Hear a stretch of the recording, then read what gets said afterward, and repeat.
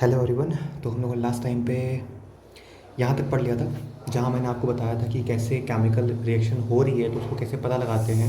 उसमें चेंज का स्टेट होता है, स्टेट कलर चेंज होता है, उसका गैस कोई ना कोई इवॉल्व होती है और टेम्परेचर चेंज होता है। तो ये कुछ आपके डिटरमाइन करने के तरीके होते हैं, कोई ऑब्जर्वेशंस होते हैं कुछ, जिससे पता लगा सकते हैं कि केमिकल रिएक्शन हुई है या फिर नहीं हुई है। उसके बाद हम लोग पढ़ने वाले हैं अगला topic, that is chemical equations. Chemical equation क्या होती है? Activity 1.1 can be described as when a magnesium ribbon is burned in oxygen. यानी कि जब भी कोई मैग्नीशियम रिबन को हमने ऑक्सीजन में जलाया था एक्टिविटी 1.1 में, तो वहाँ पर मैग्नीशियम ऑक्साइड का फॉर्मेशन हुआ था, यानी कि MgO बना था। And this description of a chemical reaction is a sentence from quite long. यानी कि इस तरह से लिखना है उसको बहुत लंबा हो जाता है कि when a magnesium ribbon is burned in oxygen it gets converted into magnesium oxide. बहुत लंबा है। It can be written in a shorter form. इसे हम लोग छोटे फॉर्म में लिख सकते हैं। The simplest way to do this to write in a form of a word equation. इसे वर्ड इक्वेशन के फॉर्म में लिख सकते हैं। The word equation for the above reaction would be magnesium plus oxygen gives us magnesium oxide. यानी कि magnesium का reaction जब ऑक्सीजन के साथ में होता है तो मैग्नीशियम ऑक्साइड बनती है। यहाँ पर क्या क्या चीज़ें हैं? ये जो हमारा एरो होता है उसके लेफ्ट साइड पे जो चीज़ें होती हैं उसे हम लोग रिएक्टेंट्स कहते हैं, और इस एरो के राइट साइड पे जो चीज़ें होती हैं उसे हम लोग प्रोडक्ट कहते हैं। The substance that undergo chemical changes in reaction 1.1 like magnesium and oxygen are the reactants, and the new substance is magnesium oxide। जो नया सब्सटेंस बना है ये मैग्नीशियम ऑक्साइड, इसे हम लोग प्रोडक्ट कहते हैं। फॉर्म्ड ड्यूरिंग द रिएक्शन, ये रिएक्शन के टाइम पे बनता है एज अ प्रोडक्ट।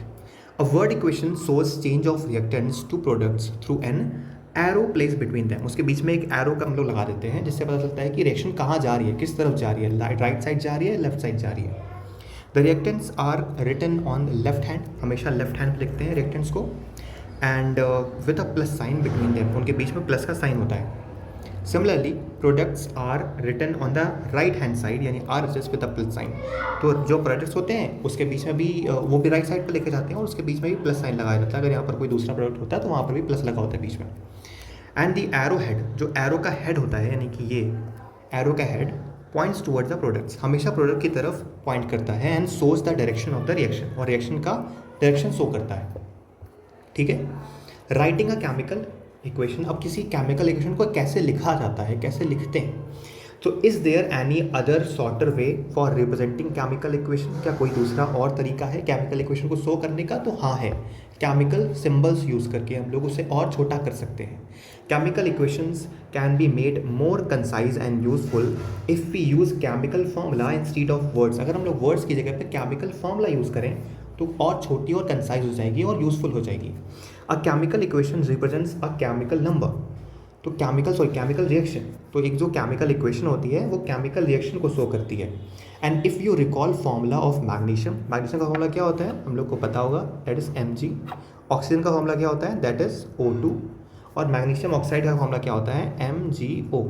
तो ये आपके होते हैं। The above word equation can be written as Mg plus O2 gives us MgO। इसे हम लोग क्या बोलते हैं, इसे बोलते हैं वर्ड इक्वेशन, जिसमें वर्ड इक्वेशन को चेंज कर दिया हम लोगों ने केमिकल फॉर्मूला वाली इक्वेशन में, यानी केमिकल सिंबल वाली इक्वेशन में, sorry. Count and compare the number of atoms of each element on the LHS and RHS of the arrow.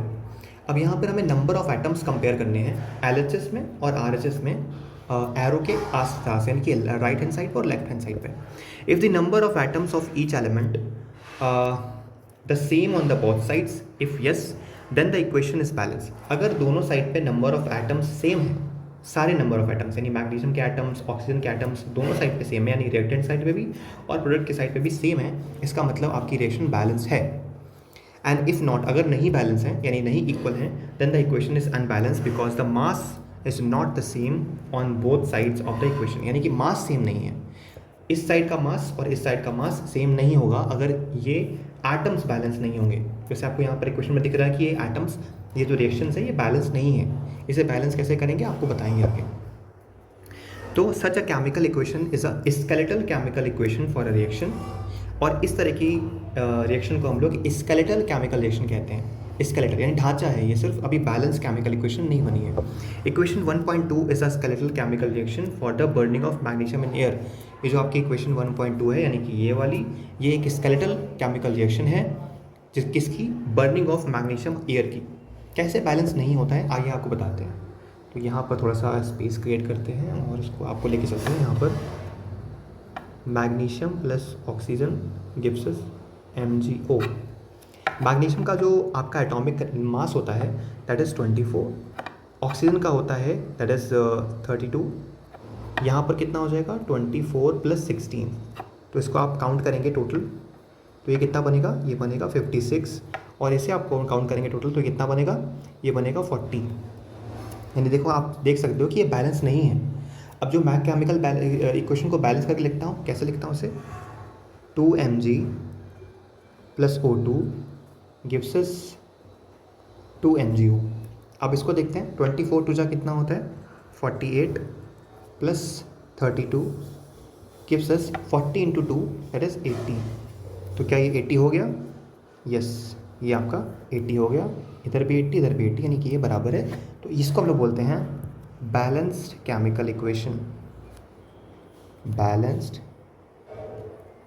Chemical equation. और ये जो ऊपर वाली रिएक्शन है ये वाली, इसे हम लोग क्या बोलेंगे, इसे बोलेंगे स्केलेटल केमिकल रिएक्शन। यानी अगर आपसे कोई पूछे कि स्केलेटल केमिकल रिएक्शन क्या होती है, जो बैलेंस नहीं होती, इसमें नंबर ऑफ एटम्स प्रोडक्ट के और रिएक्टेंट्स के बैलेंस नहीं होते हैं, उसे हम लोग स्केलेटल केमिकल रिएक्शन कहते हैं। और बैलेंस केमिकल रिएक्शन वो होती है जिसमें number of atoms product side पे और रिएक्टेंट साइड पे बराबर होते हैं, उसे हम लोग कहते हैं बैलेंस्ड केमिकल इक्वेशन। तो यहाँ तक आप लोग को क्लियर हो गया होगा, ठीक है। इसके बाद है बैलेंस केमिकल इक्वेशन, जो कि हम लोग पढ़ेंगे नेक्स्ट लेक्चर में। आज के लिए इतना ही, आप लोग के पास को देख लीजिए और कोई भी डाउट हो तो कमेंट कीजिए। Thank you.